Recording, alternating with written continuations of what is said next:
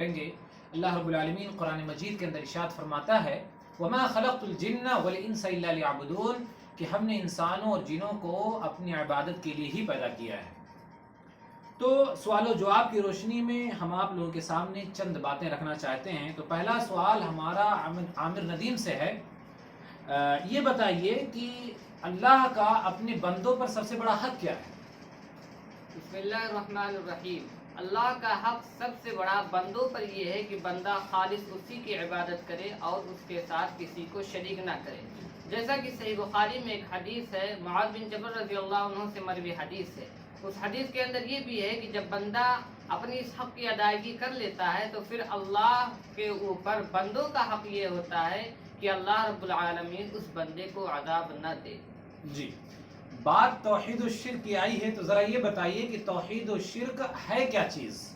ہر طرح کی عبادت کو صرف اللہ کے لیے خالص کرنا یہی توحید ہے، اور پھر اسی کے اندر کسی اور کو شریک اور ساجی بنا لینا یہی شرک کہلاتا ہے۔ جی، یہ بتائیے کیا ایک مسلمان بھی شرک کر سکتا ہے نعوذ باللہ؟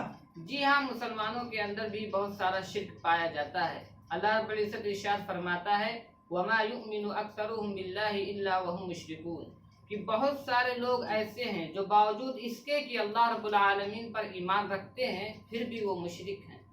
جی، ہم اپنے اگلے سوال کی طرف بڑھتے ہیں۔ اگلا سوال ہمارا عمیر انس سے ہوگا۔ یہ بتائیے کہ کیا ایک مسلمان مشرک کب بن جاتا ہے؟ ایک مسلمان ایک طرف نماز بھی پڑھتا ہے اور دوسری طرف قبروں پر جھکتا ہے، سجدے کرتا ہے، وہاں جانور ذبح کرتا ہے، ان سے اپنی منتیں اور مرادیں مانگتا ہے، ان سے سوال کرتا ہے، مشکلات میں قبر والوں کو پکارتا ہے اور مشکل کشا میں شفا دینے والا اور کائنات کی تدبیر میں اللہ کا ہاتھ بٹانے والا سمجھتا ہے۔ جی، ہم اپنے اگلے سوال کی طرف بڑھتے ہیں۔ اگلا سوال ہمارا عمر فاروق سے ہے۔ عمر فاروق یہ بتائیے کہ شرک اکبر کے نقصانات کیا کیا ہیں؟ شرک اکبر کرنے والا اسلام سے نکل جاتا ہے۔ شرک اکبر کرنے والے کا کوئی بھی عمل قبول نہیں کیا جاتا ہے۔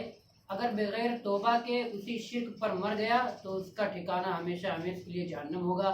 اللہ تعالیٰ نے سورہ مائدہ آیت نمبر 72 میں ارشاد فرمایا اِنَّهُ مَن يُشْرِكْ بِاللَّهِ فَقَدْ حَرَّمَ اللَّهُ عَلَيْهِ الْجَنَّةَ وَمَأْوَاهُ النَّارُ جو اللہ کے ساتھ شرک کرے گا تو اللہ تعالیٰ نے اس پر جنت حرام کر دی ہے اور اس کا ٹھکانہ جہنم ہے۔ جی، اب یہ بتائیے کہ توحید پر قائم رہنے کا فائدہ کیا کیا ہے؟ توحید پر قائم رہنے اور شرک سے دور رہنے کا سب سے بڑا فائدہ یہ ہے کہ اگر بہت ہی گنہگار بھی ہو تو بھی آخر میں اس کا ٹھکانہ اللہ رب العالمین جنت میں دے گا، اور اگر اللہ تعالیٰ چاہے تو بغیر عذاب دیے ہی اسے جنت میں داخل کر دے گا۔ اللہ رب العالمین نے سورہ نساء آیت نمبر 48 میں ارشاد فرمایا ان اللہ لا یغفر ان یشرک بہ ویغفر ما دون ذلک لمن یشاء یقیناً اللہ تعالیٰ اپنے ساتھ شرک کرنے والے کو کبھی نہیں بخشتا اور اس کے سوا جسے چاہے بخش دیتا ہے۔ جی، تو اس مجلس میں ہمارا یہ آخری سوال تھا۔ اللہ رب العالمین سے دعا ہے کہ اللہ ہمیں توحید پر قائم رہنے اور شرک سے بچنے کی توفیق عطا فرمائے، آمین۔